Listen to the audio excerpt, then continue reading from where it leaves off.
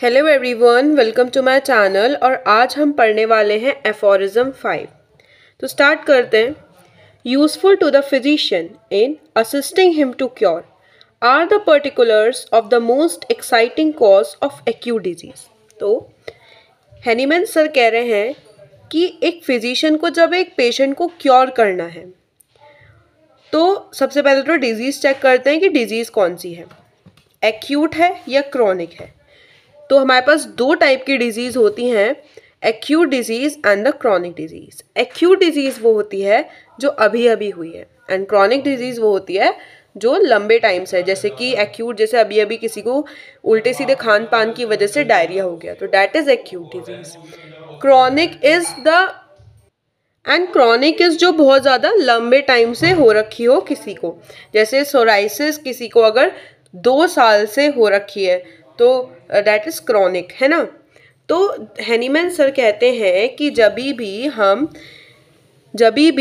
एक फिजिशियन को किसी एक्यूट डिजीज़ को क्योर करना है, एक फिजिशियन को किसी एक्यूट डिजीज़ को क्योर करना है तो उसे एक्साइटिंग कॉज फाइंड आउट करना पड़ेगा।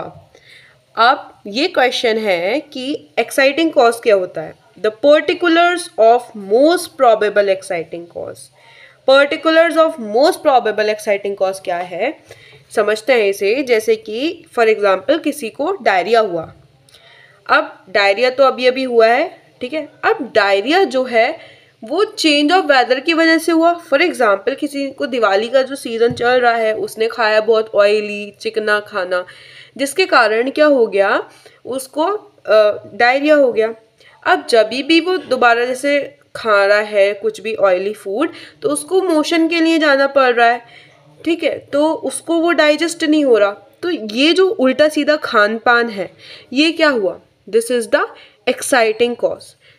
एक और चीज़ लेते हैं, जैसे किसी को भीगने के कारण पानी में स्विमिंग वगैरह कर ली, फिर अगले दिन फीवर हो गया, तो that swimming is the exciting cause. वो भीगना is the exciting cause. And अगर एक और एग्जांपल ले लें कि कोई पर्सन है, उसको ड्राई कोल्ड विंड का एक्सपोजर हुआ, रात में घूम रहा था, आराम से मस्ती कर रहा था, ड्राई कोल्ड विंड्स लगी और फिर अगले दिन क्या हो गया, उसको खांसी जुकाम गले में दर्द। तो that is what, that is exciting cause, है ना। अब हमें एक्साइटिंग कॉज के ही पर्टिकुलर्स लेने होते हैं कि गले में कहाँ दर्द है, किस किस जगह में दर्द है और साथ ही साथ क्यों दर्द है, because of exposure to dry cold winds. वो सबसे मेन कॉज है, उसको हम नहीं भूल सकते, है ना। नाउ अब बात करते हैं आगे की। तो आपको आई होप समझ में आया होगा एक्साइटिंग कॉज क्या होता है, जिसके जो कि एक्साइट करता है, एक्यूट डिजीज में जो एक्साइट करता है पर्सन की डिजीज को। As also the most significant joint in whole history of chronic disease to enable him to discover its fundamental cause, which is generally due to the chronic miasm। तो क्या होता है, जब हम बात करते हैं क्रॉनिक डिजीज़ की तो फंडामेंटल कॉज को हम ध्यान में रखते हैं। Now what is fundamental cause. तो फंडामेंटल कॉज इज समथिंग जिसने कि पर्सन, कोई एक ऐसी चीज़ पर्सन की लाइफ में आई, एक ऐसी चीज़ बनी हुई है पर्सन की लाइफ में जिससे क्या हो रहा है, वो अभी तक बीमार है और बीमार होता ही जा रहा है, उसको क्रॉनिक डिजीज़ है, बहुत लंबे टाइम से बीमार है। तो वो ऐसा फंडामेंटल कॉज जनरली होता क्या है, फंडामेंटल कॉज जो होते हैं वो माइज्म होते हैं, एक ऐसी चीज़ जो कि पर्सन को बीमार बनाए रख रही है ना। वो चीज़ पर्सन की लाइफ में आई और उसको बनाए रख रही है, वो क्या चीज़ है, दैट इज माइज्म। माइज्म क्या होता है, माइज्म हमारे पास 3 टाइप का होता है, सोरा, साइकोसिस एंड सिफिलिस, जिसको हम आगे चल के डिटेल में पढ़ेंगे। बस हमें अभी इतना ध्यान रखना है, माइज्म, सोरा, साइकोसिस, सिफिलिस टाइप का होता है, जिसमें कि 7th to 8th डिसीज़ जो होती हैं वो सोरा की होती हैं, और जो 1% मतलब ये जो बाकी बची 1-8 ये क्या होती हैं, साइकोसिस प्लस सिफिलिस होती हैं, राइट। तो हम आगे बढ़ते हैं। इन In these investigations, the ascertainable physical constitution of patient, especially when the disease is chronic, his moral and intellectual character. सी जब भी हमको अब क्रोनिक डिजीज़ का इलाज करना है, तो हमें क्रोनिक डिजीज़ का इलाज करना है तो हमें सबसे पहले जो पर्सन का फिजिकल कॉन्स्टिट्यूशन है वो जानना ज़रूरी है, ताकि हम उस माइज़्म को समझ पाएँ, उस पर्सन को समझ पाएँ। तो सबसे पहले हमें उसका फिजिकल कॉन्स्टिट्यूशन जानना ज़रूरी है, specially when the disease is chronic. His moral and intellectual character, तो उसका मोरल और इंटेलेक्चुअल करेक्टर में क्या आता है?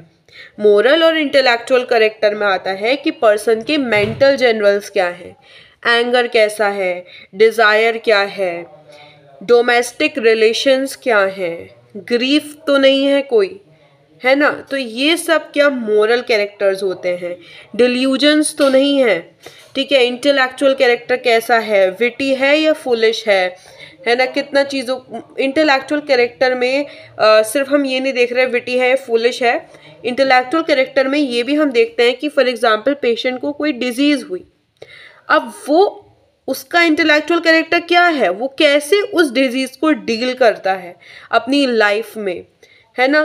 कैसे, सिर्फ डिजीज़ नहीं, कोई भी सिचुएशन होती है उसकी लाइफ में, कोई भी सिचुएशन आती है, कोई भी डिफ़िकल्टीज आती हैं, तो उसको पर्सन कैसे हैंडल करता है, that is also included in the intellectual character. Then his occupation, job क्या है? कई सारी जो डिजीज़ होती हैं they are occupational. For example lung, किसी को लंग की डिजीज़ है एंड वो किसी कोल की उसमें माइन में काम करता है, या फिर कंटिन्यू एक्सपोजर रहता है कॉटन का, है ना? तो ऑक्यूपेशन भी हमारे लिए बहुत इम्पॉर्टेंट है। या कोई डैम्प प्लेसेस में काम तो नहीं करता, डैम्प प्लेसेस में भी लंग डिजीज़ होने का, COPD का चांसेस रहता है। Then mode of living and habits क्या हैं कि पर्सन स्मोकिंग तो नहीं करता, है ना? स्मोकिंग का हैबिट होता है, उसमें लंग डिजीज़ हो जाती है। दूसरा, सेडेंट्री लाइफस्टाइल की वजह से बहुत बार कॉन्स्टिपेशन देखते हैं, तो उसका मोड ऑफ लिविंग क्या है, that is also very important. Then है सोशल एंड डोमेस्टिक रिलेशन, वो सोसाइटी में अपने लोगों के साथ, अपने फैमिली रिलेटिव्स के साथ उसका कैसा व्यवहार रहता है, इससे हमें बहुत सारी चीज़ें पता चल जाती हैं कि फॉर एग्जांपल जेलसी तो नहीं है ना? और जेलसी के अलावा कोई जैसे अनबन हो जाती है वो तो नहीं है, कोई ग्रीफ तो नहीं है। इन्हीं रिलेशंस के कारण हमें बहुत सारी चीज़ें पता चल जाती हैं। हिज एज, काफ़ी सारी जो दिक्कतें आती हैं वो एज रिलेटेड डिसऑर्डर्स होते हैं। देन सेक्सुअल फंक्शंस कैसे हैं उसके, and etcetera are to be taken into consideration. तो जब भी हम एक क्रॉनिक डिजीज़ को ठीक कर रहे होते हैं तो हमें ये सारे physical constitution as well as mental generals, his occupation, mode of living, social and domestic relation, age, sexual functions, इन सब को कंसिडर करना पड़ता है। तभी हम क्या पता लगा सकते हैं कि मतलब पेशेंट का एक्चुअल माइज्म, एक्चुअल करेक्टर हम पता लगा सकते हैं, एक्चुअल इंडिविजुअलिटी जिसे हम कहते हैं, इंडिविजुअलिटी हम निकाल सकते हैं पेशेंट की। सो आई होप आपको वीडियो पसंद आई होगी। Don't forget to like, subscribe and share my channel. Thank you.